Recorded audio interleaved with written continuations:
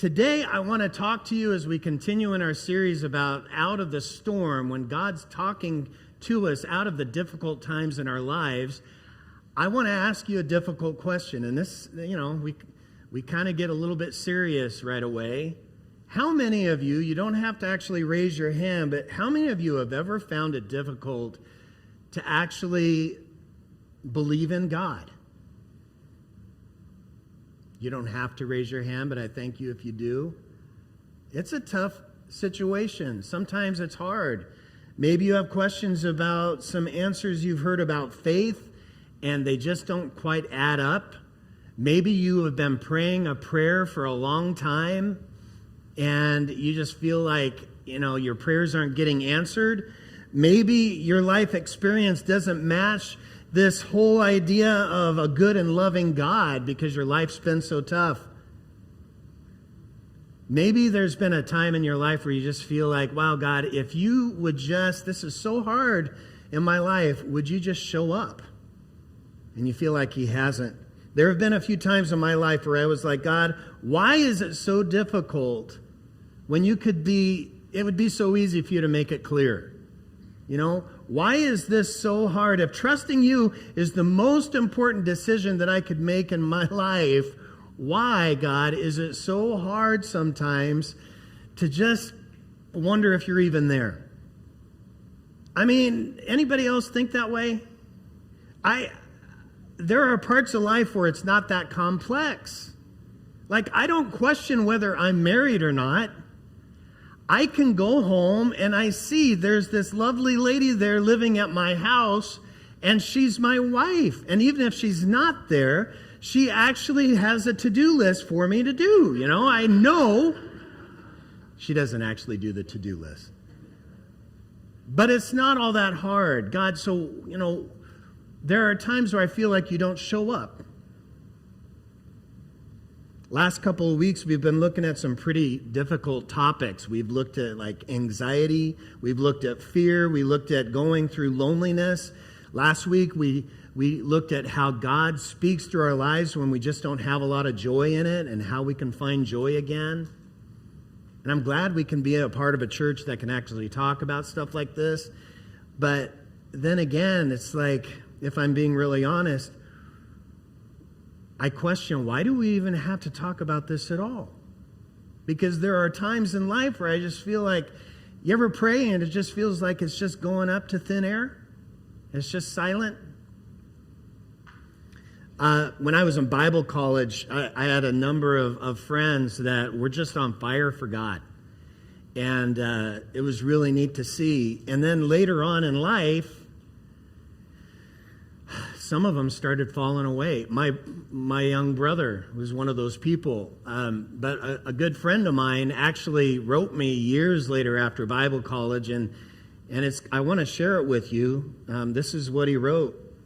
And he said, I've been going through a very difficult couple of years, and at times it seems I'll crack beneath the pressure. All of this has shaken my faith in Jesus Christ. Now, this is a guy who came to be a pastor after he graduated. And he says, I'm still trying to pick up the pieces of a once unshakable faith. I look back on what I've said and done in regards to Christ, and I wonder, did I really mean what I was saying?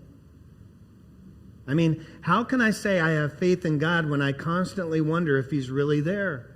He says, I hear of people praying of things, and God told them this and God told them that, and I find when I say those spiritual things, I'm only trying to impress someone, or I'm just being plain dishonest.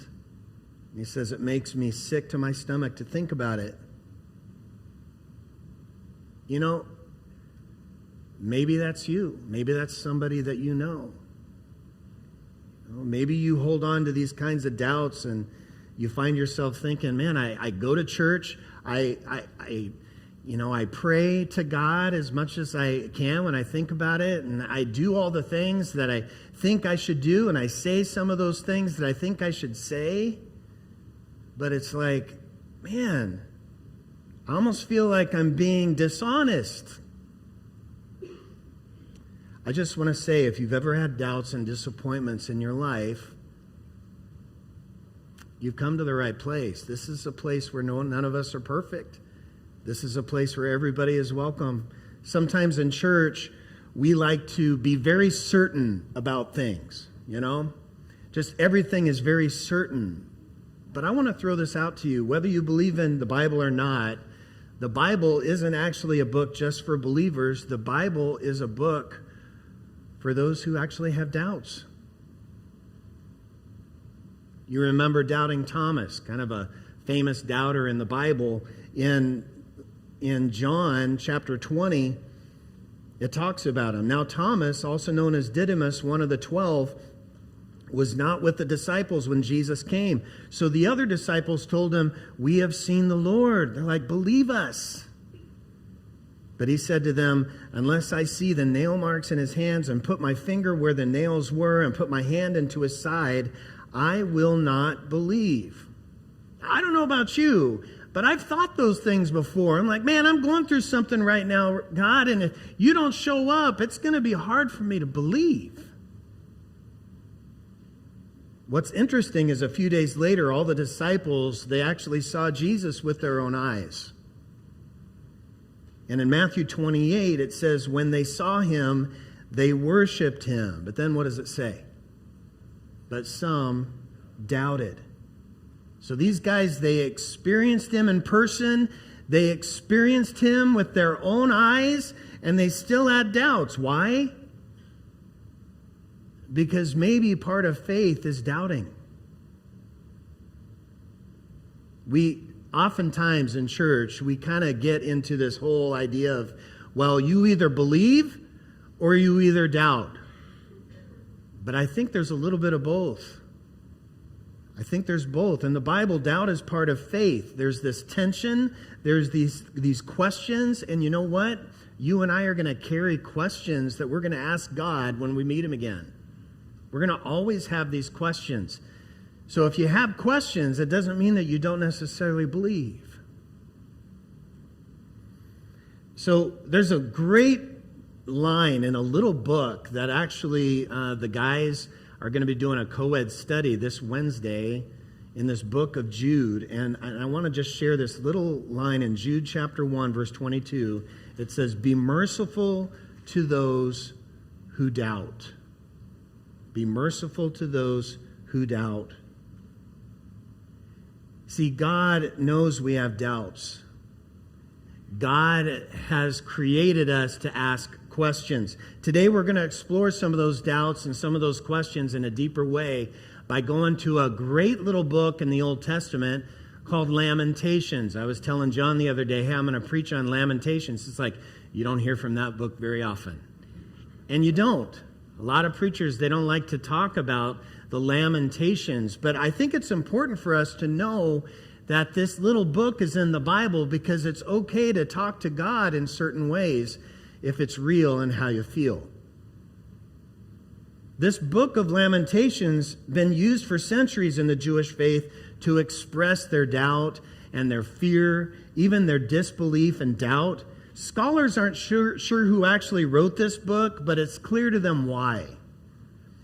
So 600 years before the life and ministry of Jesus, there was this arrogant young king named Nebuchadnezzar. And Nebuchadnezzar was the king of Babylon, this neighboring nation of Israel. And Nebuchadnezzar goes in and he just destroys Jerusalem. And, Jerusalem's been invaded before, but never like this. I mean, houses were burned, lives were destroyed, men, women, and children, they're being killed, and God's temple was burned to the ground. Now, this temple was the very temple that King Solomon built. And this temple was it was supposed to be the place of God's presence. It was a sign for Israel of God's presence, this temple that Solomon made for God.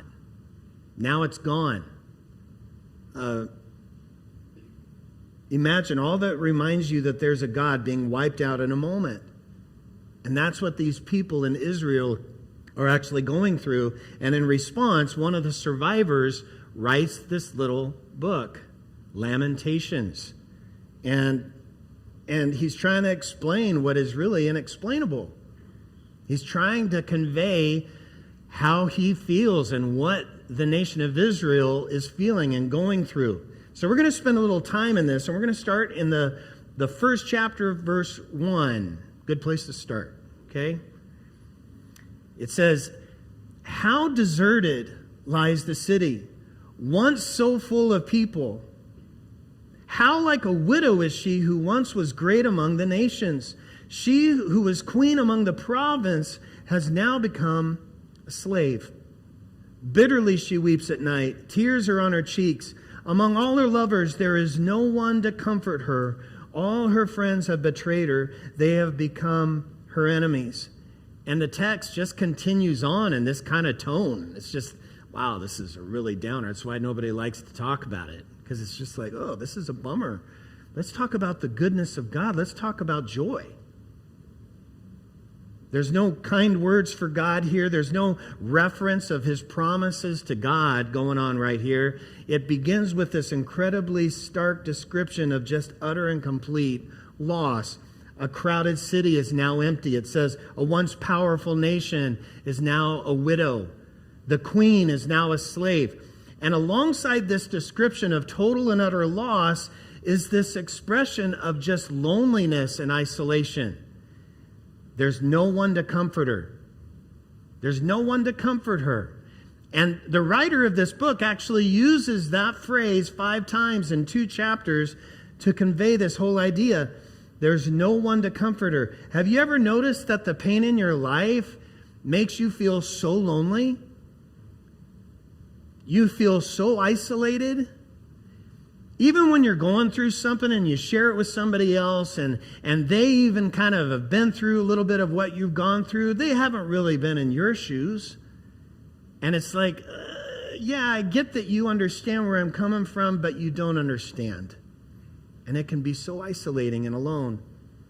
The real question at the opening of this text here today is simply, God, how come this happened? How come this happened? That first word in chapter 1, verse 1 is the word how. And the Hebrew word for how there is actually a question of like, how come you aren't there? How come? How do I go through this? How come this happened? How come God, how could you have not shown up? How could you have let my marriage fall apart? How could you have let this loss happen in my life? You know, God, you could have answered this prayer. I've been praying this prayer for so long, and you're not answering it. God, you could have prevented this loss in my life. I know that you have the power to do it. I know that you can do it, but you're not. How come? Israel's facing these questions like so many of us face. God could have, but he didn't. God, how could you let this happen? And then the writer of this book spends time moving through 2 different ways of how to respond to that question. How could this happen? And so the first one is a little bit hard to hear. The first way that he expresses this is that the trouble that they're experiencing is because of the actions and choices they've taken. It's their fault. It was a result of a poor decision. Lamentations 1:8. Jerusalem has sinned greatly and so has become unclean. All who honored her despise her, for they have all seen her naked. She herself groans and turns away. Israel's having to take a really hard, long look in the mirror. And for the years leading up to this terrible moment in their history, Israel has fallen into some pretty severe sin, including idolatry. And this nation, who is supposed to be known for honoring God and caring for the poor and loving the neighbor, they're now known for oppression. They're known for corruption. They're known for their political division. They're known for their fighting. All the while, the poor is just sitting on the sidelines, just suffering. Israel had fallen into this corruption, and part of what they were experiencing were the consequences of what they had done, of how they were living, of how they were speaking to each other and treating each other. God's covenant to Israel was really clear to them. He says, you know what, Israel, you are my people, and I will be with you, but there will be consequences for what you do. And this is actually a theme that runs throughout Scripture, right through into the New Testament. Paul would later express it like this in Galatians. Do not be deceived. God cannot be what? Mocked. A man reaps what he sows. In other words, it's not yours or my place to take advantage of God's amazing and incredible, unfathomable love and grace. God, I may have screwed up, but if you could just swoop in and fix the things here in my life that I've screwed up, then I wouldn't have any doubts. I'd be happy. I wouldn't have any disappointments, and you can make things all right. Sometimes the pain we experience is the result of our choices. And that's a hard truth. And the text reminds us we need to stop blaming God or blaming somebody else like the problem is kind of out there somewhere. When we go through difficulties, it's easy for me to assume that the problem is out there. You know, if only this person would change. If only this circumstance were different. If only you'd come and fix this, God. God, I'd be happy. I wouldn't be disappointed. I wouldn't be filled with doubt. If you could just make things all right because, you know, this problem, it's out there and I need you to fix it. In a way, it's like saying it's your job, God, to let me off the hook by just swooping in every time and fixing whatever's going on that I think it's somebody else's fault, when all the while, it's me. Jen is like, yes. No. But I do confess to you, in marriages, this is where it's hard, and this is why marriage is hard. Not because the person that you're married to makes your life hard, but because marriage is the great spiritual formation of your life. And if you're not married, it's okay. You have relationships in your life that are the great spiritual formation of your life. It can be with a good friend. It can be with your parents. It can be with your grandparent. It could be anything. But marriage in particular, because you're with this person and they know you inside and out. It's not the other person. Take a hard look in the mirror. It's you. The problem is the impatience in my soul. The problem is the selfishness that goes on in my heart and my mind and my ego and my pride at a really deep heart level. God's job isn't to let me off the hook and swoop in and fix whatever's in front of me when I've got things in my life that I'm not changing. You know, for some of us, our doubts about God may be about we're avoiding accountability for the things that we're done. Maybe you feel far from God, but you're hiding a sin or a habit, and you don't want anybody else to know about it.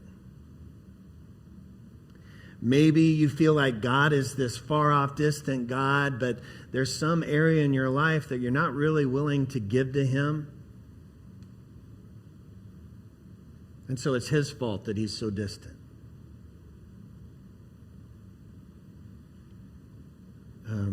Part of answering this question of how come this happened is taking a hard look in the mirror.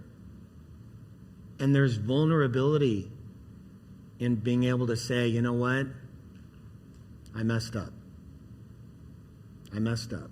And for some of us, the way to actually experience intimacy with God is just a true moment of confession And in this little book of Lamentations, it talks a lot about the power of confessing. That's the first response. The second response is a little deeper reaction in this book. Sometimes our pain that we experience, it doesn't make any sense at all. There's no rhyme or reason to it. We haven't done anything to deserve it. It's like, what? Like, it doesn't make sense. Anybody ever experienced something like that where you're like, what? Why is this coming out of left field at me? I don't feel like... It's weird.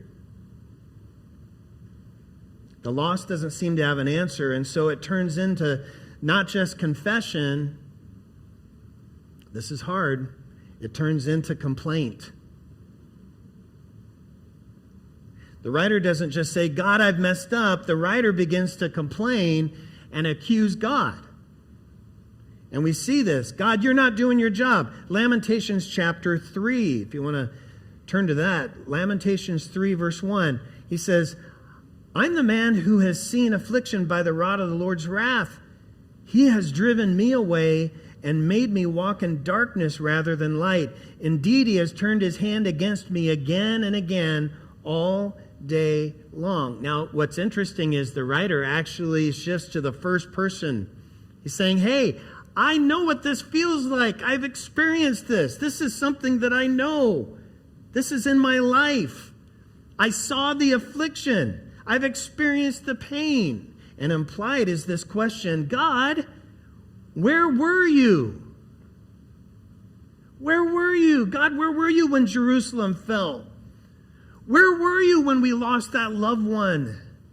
God, where were you when my parents divorced? Where were you when my prayer wasn't answered? Sometimes I think we imagine faith means that we put on this happy face. I talked about this quite often, where we come into church, and I hate it. We come in and we say, hey, how are you doing? I'm fine. Inside, you're dying 1,000 deaths. We feel like we have to come into a place like this and have everything okay. And we ignore the real questions. We ignore the real pain going on. We ignore the words we'd actually want to say to God if we would just have the courage to say them. The writer of Lamentations uses some pretty harsh language, probably in all of Scripture. Stuff like this. God surrounded me with hardship. He shut out my prayer. He made me a laughing stock. He weighed me down. He broke my body. He gave me bitter gall to drink. He pierced my heart. He put me in darkness. Now, that's some pretty harsh stuff. You would think God would say something. You would think God would speak up and defend himself, but he doesn't. Now, in fact, this entire book, God doesn't say anything. Remember when we looked at the book of Job? Those of you who were with us a couple weeks ago, we looked at the book of Job, and he was quiet there for a while, and then he wasn't. Well, here, the writer is just left waiting and wondering. The writer is just kind of praying in the dark. Where are you, God? How come? You ever been in a place like that? You just feel like your prayers are going up into this void of silence. I'm not getting an answer. These are the moments when, as a pastor, I wish I had answers. These are the moments when, as a pastor, I wish I knew reasons why certain things happen to me, to you. I wish God maybe would have answered a prayer differently than he's answered it. There are times where that happens. And at some point in our lives, we all hit a moment where we'll have to choose what we actually mean when we say having faith. For so long, faith for me was this warm, fuzzy feeling of certainty that I'm in the will of God and everything is just right and I'm close to God. But the more that I live life, I'm pushing 25 now.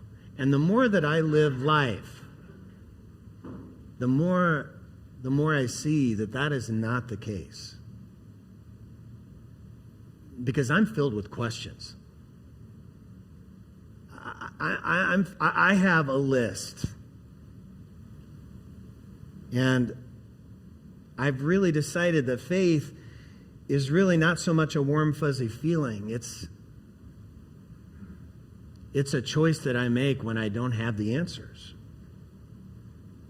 You know, faith isn't something that I have when I've learned to trust. Faith is a choice I make when I feel like I can't trust.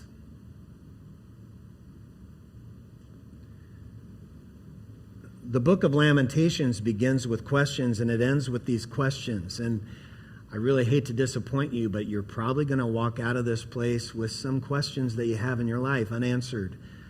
And I don't think there's anything that I could say that would answer some of those questions, but they're things that you can bring to Him. If your prayer life seems boring, start bringing up those questions to God now. Don't wait until you get there. But in the middle of this book, the writer uses these words about his choice when we realize that faith wasn't more than just, it was more than just this feeling, that it was actually a decision, a choice that he's making to actually make these questions go away. Faith was a choice that he had to make in the middle of all the doubts that he had, of all the disappointments, the difficulties, the questions. Lamentations 3, starting in verse 19, he says, I remember my affliction and my wandering, the bitterness and the gall. I well remembered them, and my soul is downcast within me. Yet this I call to mind, and therefore I have hope. Because of the Lord's great love, we are not consumed, for His compassions never fail. They are new every morning. Great is your faithfulness. And now he's talking to God. He's saying, great is your faithfulness. Faith isn't about forgetting the past. Faith isn't about, not remembering the pain. It's what we choose to remember we're in the midst of the pain. It's a choice that we make. It's a decision to say the God who let this happen is the same God whose love will keep me from being consumed. It's when we say the God who hasn't yet answered the prayer that I've been praying, well, I know that His compassions ultimately will never fail me. It's the same God who I can't see my circumstances today, but tomorrow, somehow, some way, His promises are new in the morning. Great is your faithfulness. Faith is choosing to believe when there's no reason to believe. Faith is choosing to trust when there's no way left that you can trust. That's why it's faith. We don't just do this blindly. We do this because of what Jesus did. What the writer of Lamentations couldn't see is what God was planning through what was going on in the Old Testament, all of it pointing to Jesus Christ. And the writer of Lamentations didn't realize that the person that this really affected wasn't there in Jerusalem that day, but 600 years later he would be. This carpenter from Nazareth who was truly surrounded by hardship. And if you see the correlations between what the writer in Lamentations is saying happened to him and what actually happened to Christ, his prayer was shut out. He was made a laughing stock. He was weighed down by a wooden cross. His body was broken. He was given bitter gall to drink. His side was pierced. He was put in a tomb into darkness. And in that moment, when the faith of every one of his followers failed him, he chose to place his faith in a God who is so faithful. A new morning came and God showed up. God's love never fails. His compassion didn't fail. His faithfulness doesn't fail. And you guys, when life doesn't seem like it's very okay, you know that that's not the end. Because in the end, joy wins. In the end, God's faithfulness wins. For all who have doubts, to all who have questions, for those who think God's just not showing up, he's missing in action, or he's become the new enemy of my life. I'm just going to be angry at you, God, because you made this happen and I didn't do anything to deserve this. Know this, your hope resides in God's faithfulness and not your faith.